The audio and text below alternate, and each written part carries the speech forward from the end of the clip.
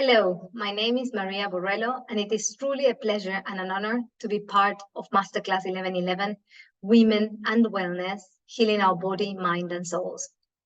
Today, I'm excited to delve into the power of astrology and how it can help us gain a deeper understanding of our personality, break free from limitations and identifications, explore the uncharted, access the unconscious mind and heal emotional wounds, and above all, unleash our true potential and embrace our authentic selves. So let me start by sharing my presentation with you. As the title of the presentation shows, today we're going to be talking about tapping into astrology to enhance your healing path. What are the objectives today? First of all, to briefly explain the concept of astrology and define what a natal chart is. Then we're also going to explore the connection between planetary placements and positions and emotional algorithms. We're also going to define emotional algorithms. Later, we are going to discuss how self-awareness through the understanding of our natal chart can lead to healing emotional wounds. And lastly, we are going to open up pathways to healing. What is it that we're going to cover? Well, first of all, we're going to cover a very brief introduction of who I am. Then we're going to delve into the theoretical framework of this presentation. And lastly, we are going to explore the emotional algorithm model of healing. As said before, I'm Maria. By profession, I'm a graduate teacher of English as a foreign language from Buenos Aires, Argentina. I then pursued master's studies in communication, cultural studies and foreign languages in Europe. And by trade, I'm also an astrologer, a Reiki master, a neuroencoding specialist, and as I like to call myself, a human becoming. I'm not a human being, but a human becoming, always on the lookout for new things to learn and new people to learn from. So I like to think of myself as a human becoming with a passion for guiding others on their transformative journeys. So enough of me. As for the theoretical framework of this presentation, the ideas exposed are going to be based on Carl Jung's interpretation of astrology, as well as on 5 key concepts, which are the concepts of introspection, interoception, awakening and awareness, and neuroplasticity. Carl Jung, the Swiss psychiatrist and psychoanalyst, found value in astrology from a psychological and symbolic perspective. So for him, astrology is a symbolic language of archetypes, the formative principles and patterns in the depths of our unconscious mind. So he believed that astrology taps into deep universal human experiences and that astrology could provide individuals with insights into their own psychologies and help them understand their traits or certain tendencies and challenges. His approach to astrology was more in line with the broader exploration of the human psyche and the aspects that shape our understanding of ourselves and the world around us, rather than with the more predictive aspects of astrology. For Jung, astrology is essential to his understanding of alchemy, transformation, right, which was key to his exposition of the individuation process. And this process, individuation, is actually the process of self-realization, the discovery and experience of meaning and purpose in life. Our life's mission, right? The means by which one finds oneself and becomes who one really is. And we might think that this idea of discovering who we truly are and discovering the true purpose and meaning in life is, let's say, only accessed through self-reflection is to a great extent correct, because introspection, self-reflection, going inwards and the act of looking within oneself is crucial for our self-development journey. There's also another concept that is as well, let's say, as crucial as introspection and self-reflection, and that is the concept of interoception. Interoception is a lesser known sense that helps us understand what is going on inside one's body. It is the awareness of how one is feeling inside. So hunger, fatigue, pain, burnout, the need for a bath, all these are conditions that are sensed by the interoceptive system. So having trouble with this sense or with the interoceptive system as a whole can make self-regulation a challenge, and self-regulation is crucial for healing. So how do we develop the interoceptive system, right? Through awakening and awareness. And we're going to take these two concepts as one, and we're going to refer to both of them as awakening awareness. Awakening awareness is actually what allows us to perceive more choices, to teach our brain, okay, to look for more available options to understand who we are, prior to the personal conditioning we usually turn to for our identity. Sometimes people are over-identified with their identification. So some people might be over-identified with their pain or with hard and tough situations they have gone through life, such as a heartbreak or divorce. So awakening awareness and developing awakened awareness can help us teach, train our body and our brain, especially our brain, right, to see more options, to create new narratives, and to create empowering self-talk that would allow us to see ourselves differently, to see ourselves again in a different way, and understand who we are, as I said, let's say, ridding ourselves of our personal conditioning, our prior conditioning, and our identifications. So developing awakened awareness and actively engaging in it help us make use of different parts of our brain, and it also helps us integrate information from multiple sources of perception, introspection, interoception, right? And in that way, we become more open to creative insights, and we feel more in tune with our life's purpose and meaning. Now, talking about teaching our brain, right, and causing our brain to create more empowering narratives, right, that is possible thanks to neuroplasticity. Neuroplasticity, also known as neural plasticity or brain plasticity, is the ability of our nervous system to change through growth and reorganization. It is when the brain is rewired to function in a way that is different from how it previously functioned. And it is the ability, neuroplasticity is the ability of our brain to encode new synaptic connections, right? New neural pathways. Now, you might be wondering how all this is connected to our natal chart, to astrology and our natal chart.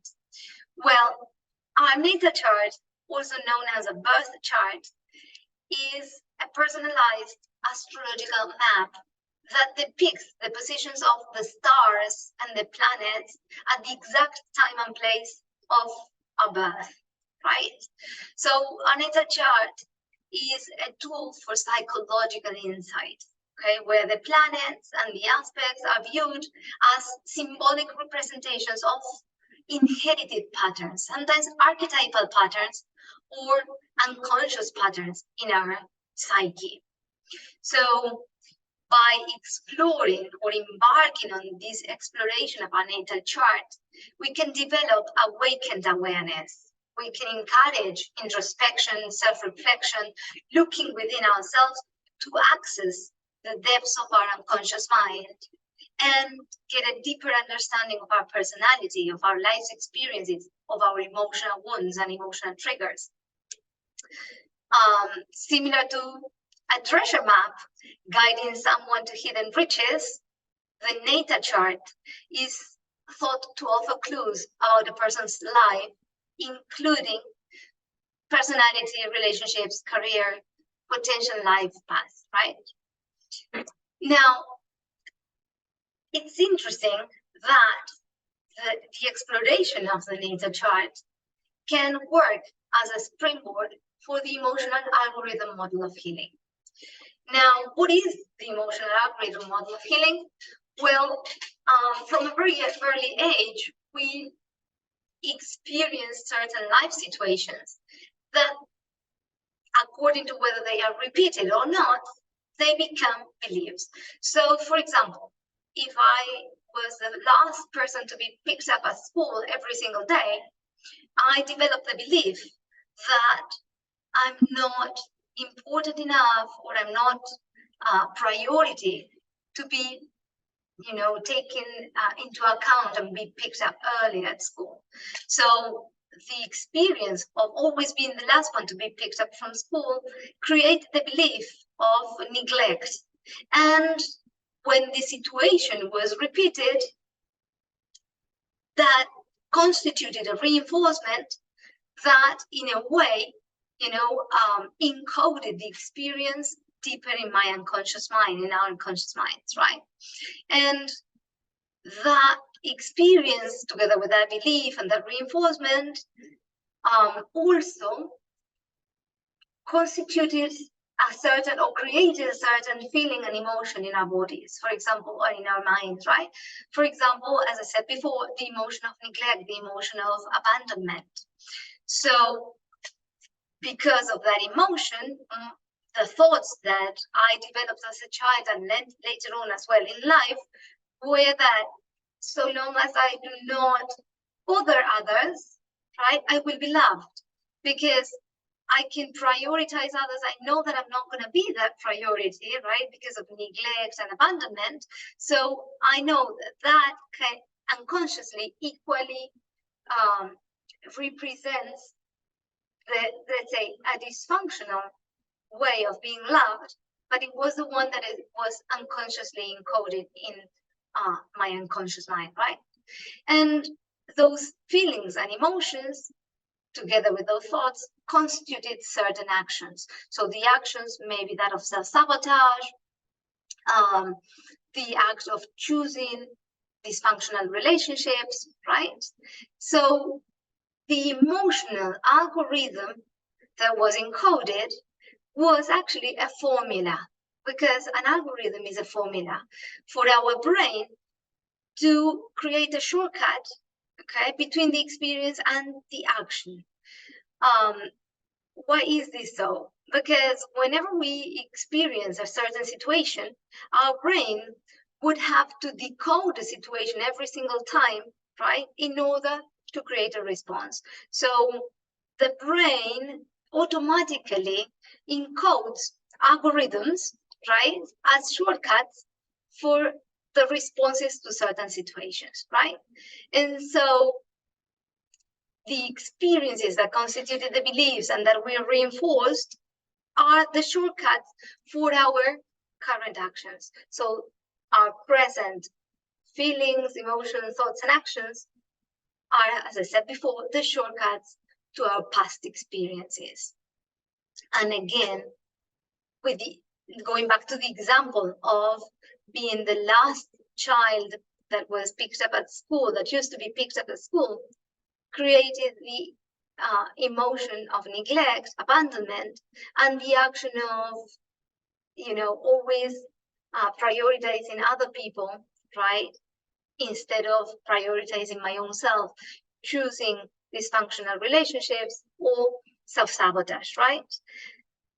And all this comes down to the idea that we are all, in a way, wounded children in adult bodies, right? Because emotions do not age.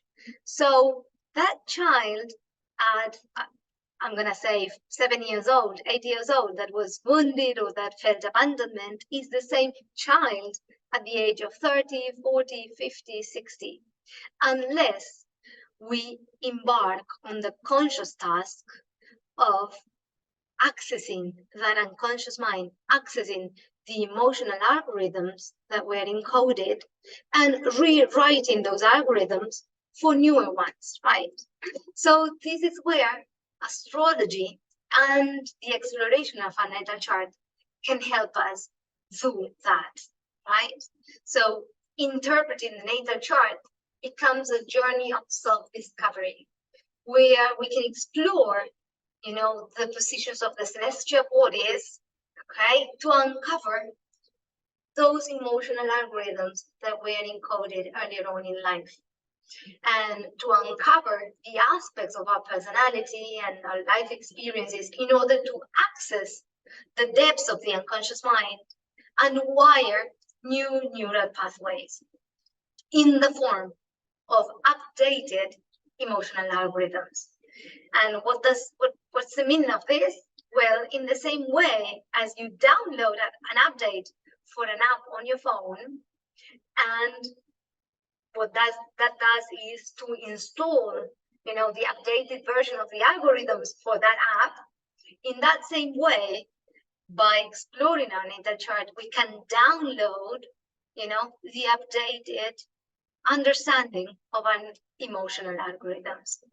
And so just as a treasure map may highlight the challenges on the way to finding a hidden treasure, the natal chart can indicate those key areas for personal development. And understanding the challenges and key areas can empower individuals to navigate their life journey more consciously.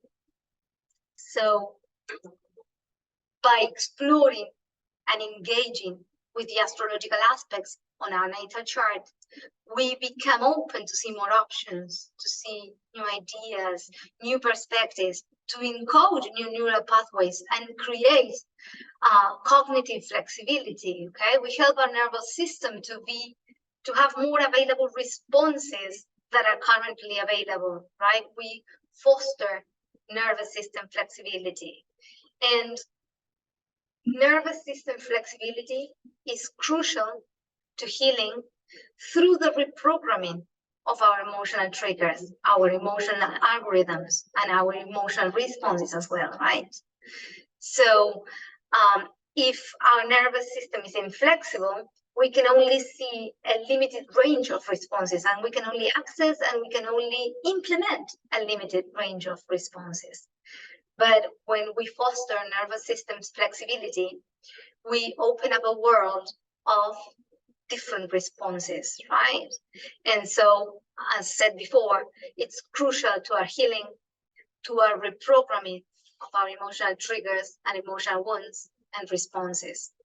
And it is also crucial to unlocking one's true potential and embracing our authentic selves. If this resonates with you, and if you are willing and interested in embarking on a journey of self-discovery, I invite you to join me on this adventure by booking a free 30-minute consultation at mariafborrello@gmail.com. Thank you very much for your time and for your commitment to this journey of growth. And lastly, let me say and let me remind you that the journey of self-discovery, healing, and growth is never linear. It's a work in progress, and celebrate all the victories, even the small ones, the small wins, and never underestimate the power of healing that lies within yourselves. So thank you very much for your time and for your commitment to this growth journey.